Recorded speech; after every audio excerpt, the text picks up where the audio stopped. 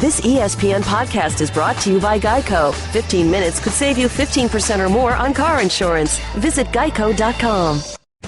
Scott Burnside, ESPN.com here on the latest edition of Hockey Today, the podcast. We hear from Henrik Lundqvist of the New York Rangers. Trevor Daley of the Stanley Cup champion Pittsburgh Penguins stops by. And so does Charlie Coyle of the Minnesota Wild.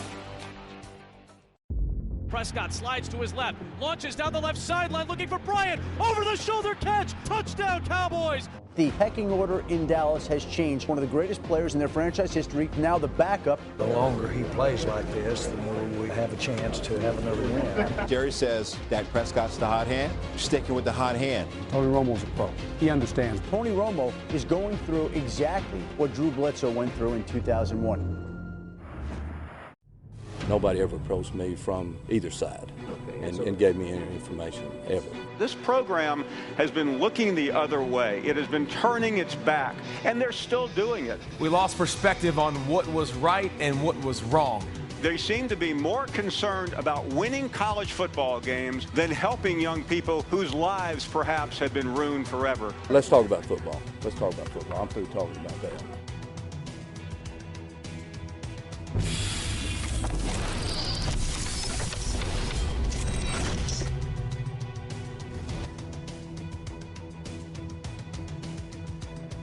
Whether you love them or hate them, the Cowboys are back on top of the NFL.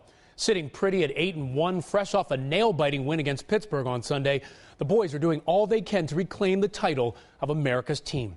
And leading the charge, a pair of rookies. 21-year-old Ezekiel Elliott with 2 touchdowns in the final 2 minutes to beat the Steelers isn't just the breakaway choice for Rookie of the Year. He's now a serious MVP candidate, leading the league in rushing and third in touchdowns.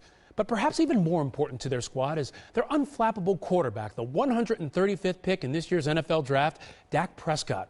It was supposed to be a developmental year for the rookie, but when Tony Romo suffered a back injury during the preseason, set to sideline him for 8 to 10 weeks, the Cowboys, desperate for answers, named Prescott their Week 1 starter. I think I've started at every level this exact same way, unfortunately for those guys. But high school, college, and now the NFL, I became a starter because of injury, unfortunately. In those past situations, you never get a job back.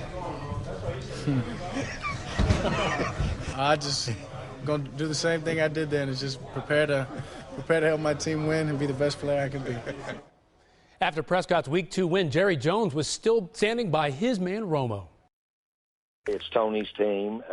Tony has the experience, and he has just the ability to make us a better team, and so that's the only way you look at it right now. It's a great place to be, to have someone of Tony Romo's stature that could be playing for several years, and then have Dak Prescott as well for our future. It's really impressive. I mean, not impressive, but it's just feels good.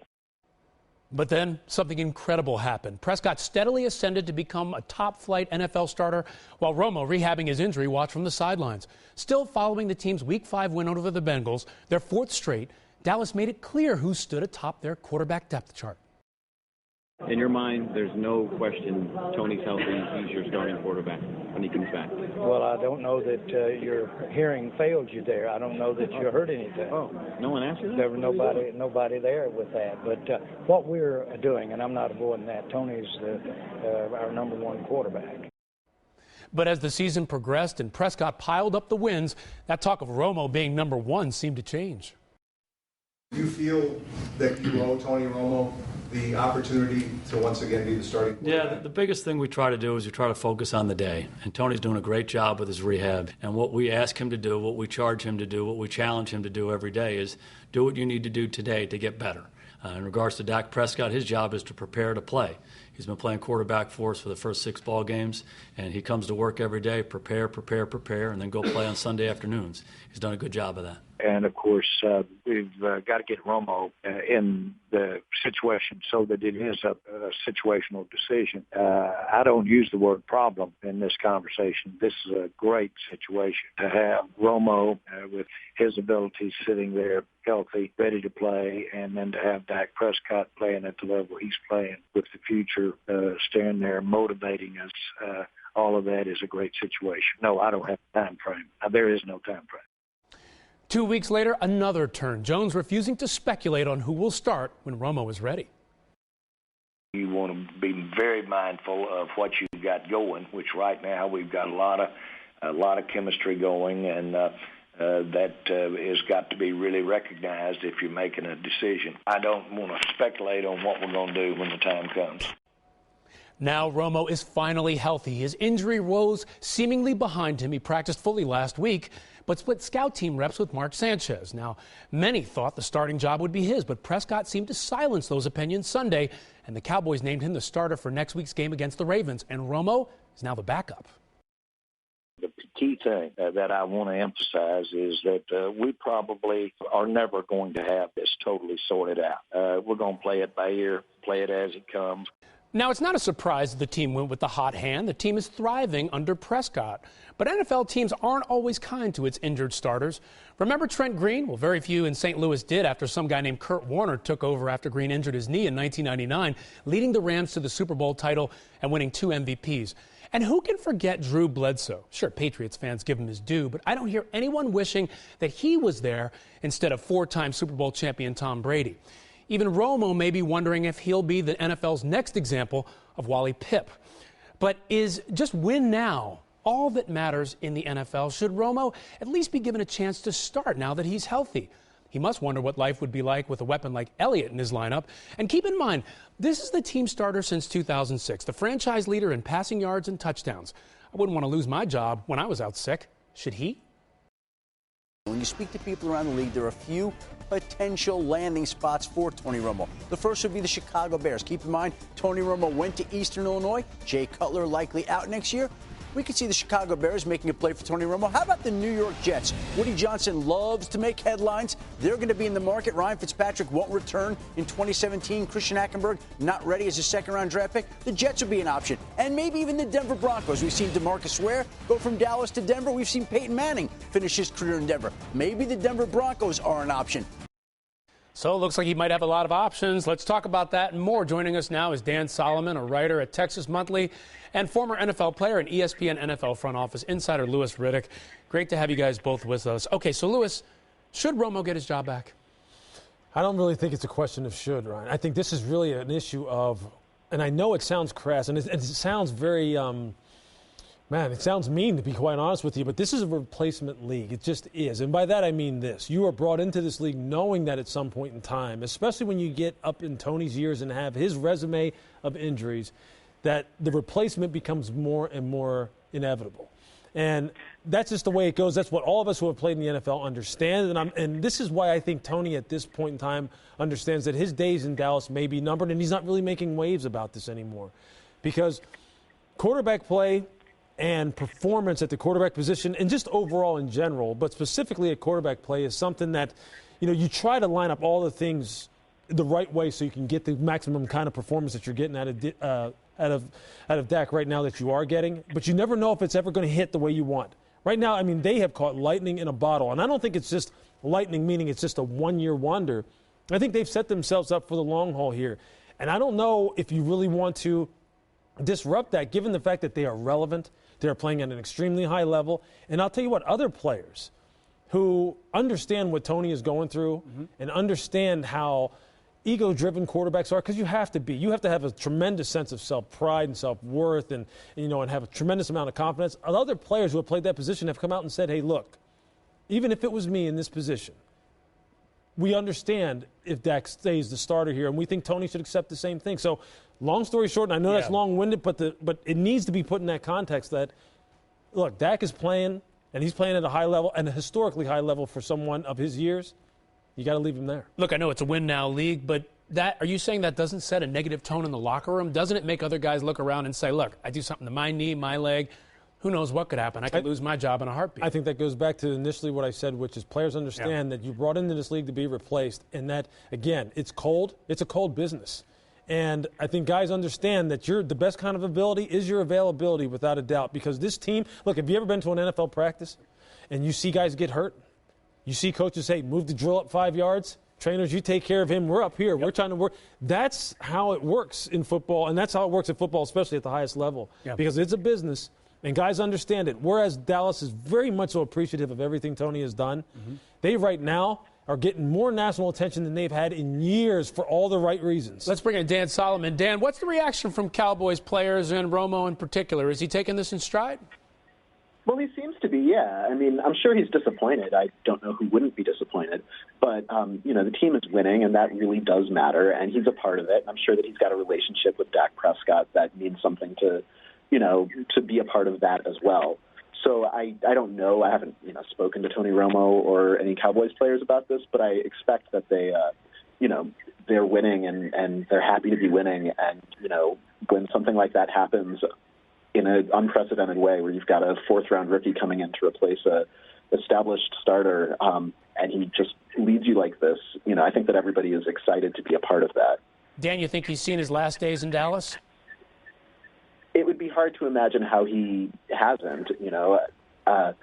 It's very rare that someone comes in and does what Dak Prescott is doing right now. And if that's the case, then I think that Romo will be, looking for another job pretty soon. I think that, there are teams that would love to have him. I think that there are, certainly teams that would be delighted to have Tony Romo as their starter. He's still, anytime he's played when healthy recently, he's been great. But yeah, I think that he's probably, I don't know, I think there are probably 25 teams in the NFL that would trade their starter right now for Dak Prescott, and the Cowboys would be one of them. Not a lot of quality quarterbacks out there, Lewis. Yeah, you're right. There isn't, and he will be in demand. But let me go back to saying this about how this would go over in the locker room. Having been in those locker rooms and seen hotshot young rookies come in and kind of take the locker room over, some of them take it over in a positive way. Sometimes there is some resentment. I'll tell you what veterans respect. Veterans respect dedication, preparation, performance, and humility.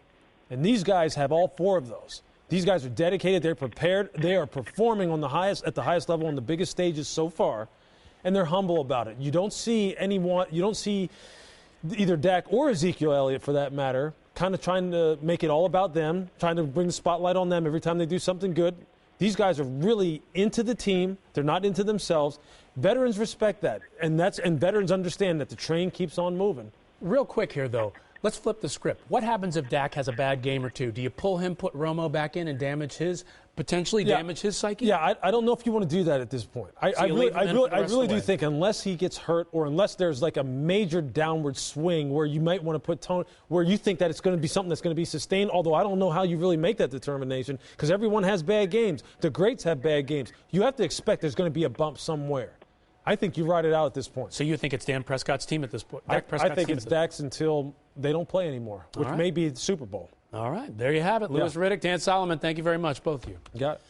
All right, up next, former Baylor football coach Art Briles facing new accusations. He knew about an alleged gang rape involving 5 players under his watch, yet did nothing about it. The latest details and the accusations pitting his assistant coaches against school officials in a high-stakes war of words coming up. This program has been looking the other way. It has been turning its back on victims of rape, of sexual abuse, and they're still doing it. Outside the Lines is brought to you by PlayStation Vue. Live TV, no annual contract, and no surprise fees. This is Larry Culpepper, inventor of the college football playoff. Goes without saying that I know about a good idea or two when it comes to college football. And the best idea out there is to subscribe to the Championship Drive podcast in the Listen tab of your ESPN app. I look at that $286 million facility, and I think it was bought and paid for by blood money. This program has been looking the other way. It has been turning its back on victims of rape, of sexual abuse, and they're still doing it. And when someone stands up, they strike back. Do I think anything is going to come of it? No, and that's the tragedy of the Baylor story. Some of the pressure needs to come from the outside. You wonder about the community and how do they feel about this. Aren't you embarrassed that your local college football team, every time you turn on the TV, it's a negative story, either on the field or off the field? I think that the community needs to hold this group up to not even a higher standard, just a standard of decency, a standard that when you turn on the TV, you can be proud of what you see about your local football team, your local college football team. So to me, the community, they're not involved enough. They're not trying to make sure they change the culture. It seems like they're accepting of whatever happens in that football program as long as they win games. And that's a tragedy. It is, and I feel bad for whoever has to come in and take this job. You know, this is something that, remember, Baylor was horrible for the longest time, and they finally got the football program going.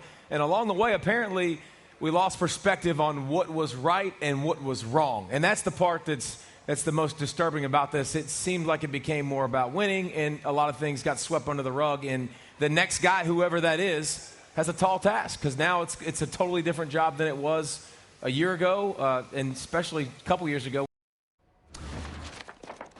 That was the view from our College Game Day crew Saturday morning on what's happening with Baylor University's football program. Former head coach Art Briles, athletic director Ian McCaw, and President Ken Starr were all removed from their jobs in the wake of a series of reports about the school's handling of allegations of sexual assault by football players.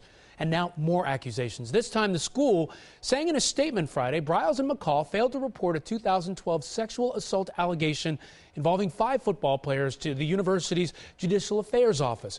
Yet another shocking allegations involving Briles in this ongoing case. And for the latest, we're joined now by ESPN senior writer Mark Schlabach, who's been covering the case. Mark, once again, Baylor in the news. What does the school's statement say about these allegations of gang rape and Breyer's involvement with that, or lack of doing something about it?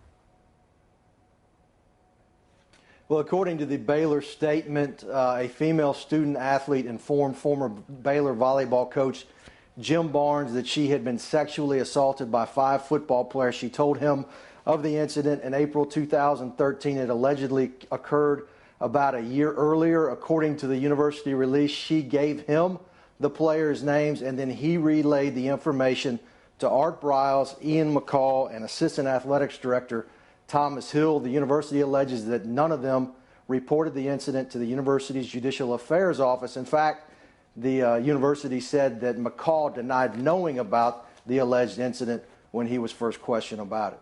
Okay, now this flies in the face of what Briles' assistant coaches or then assistant coaches have said about this incident. They're still with the school. Tell us about that. Well, according to the assistant coaches, McCaw instructed Barnes to report the incident to the Judicial Affairs Office. He said he did that. He said he reported it to Bethany McCraw in the Judicial Affairs Office.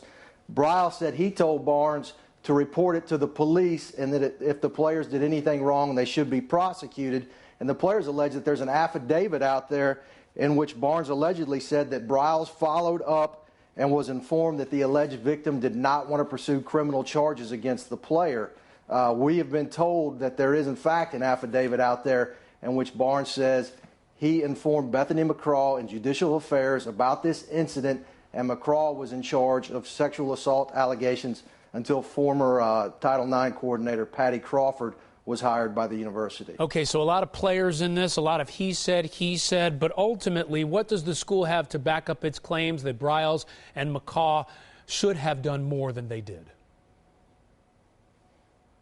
Well, they say, according to the Judicial Affairs Office records, there was no correspondence from Briles, none from McCaw, and none from Thomas Hill. So basically, we haven't seen any emails or reports that would indicate whether or not those men informed Judicial Affairs Office about this incident. But, you know, it's just it's an ongoing he said, she said, like you said, and hopefully one day we'll get to the bottom of it. Okay, in a couple seconds left, just want to ask you, there's now talk of potential recruiting violations involving Baylor. Tell us about that. Kendall Briles, Art Briles' son, appeared in front of the NCAA last week in Indianapolis, according to our sources. This has nothing to do with the ongoing sexual assault scandal. We're told it has to do with improper recruiting contact with some recruits. You might remember he and another Baylor assistant coach were suspended for the 2015 opener against Lamar. Again, nothing to do with the sexual assault scandal, but just another off-field issue the Bears have to deal with. A number of issues for Baylor there. Mark Schlabach, thank you so much. We appreciate it. All right, and now a storylines update from our show on Friday. Greg Oden spoke about how he was viewed, or how he viewed his career in the league. Now, the #1 pick in the 2007 NBA draft, Oden had a career plagued by injuries that saw him play just over 100 games in 3 seasons. I'll be remembered as the biggest bust in NBA history. but I can't do nothing about that. How do you want to be remembered? As a good guy with a lot of potential. It's tough enough to feel like you didn't live up to expectations. It's even tougher when the number 2 choice in that 2007 draft was Kevin Durant. Now, he's one of the faces of the league, Rookie of the Year, 7-time All-Star, 4-time scoring champ, MVP winner, not to mention a member of one of the NBA's most dominant teams. But Durant sees things quite differently for Oden, calling Oden's bus talk nonsense and saying, in a quote, "He got injured, and that was unfortunate. But when he did play, he was a force, protecting the paint. They were so good with him and LaMarcus Aldridge down low, with Brandon Roy and Andre Miller at the time.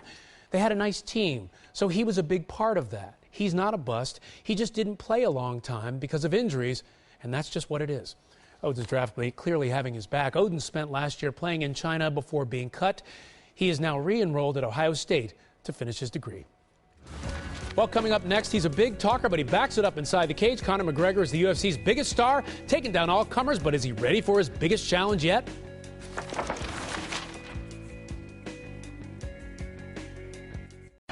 College football lives here. After a chaotic weekend in college football, Louisville's playoff hopes are alive and well. Touchdown, Louisville! Up next, they face a dangerous Houston Cougar team on the road. 47 yards right up the middle. Hello, Heisman Trophy. Coverage begins Thursday at 7 Eastern on ESPN and on ESPN Radio. Presented by Dr. Pepper.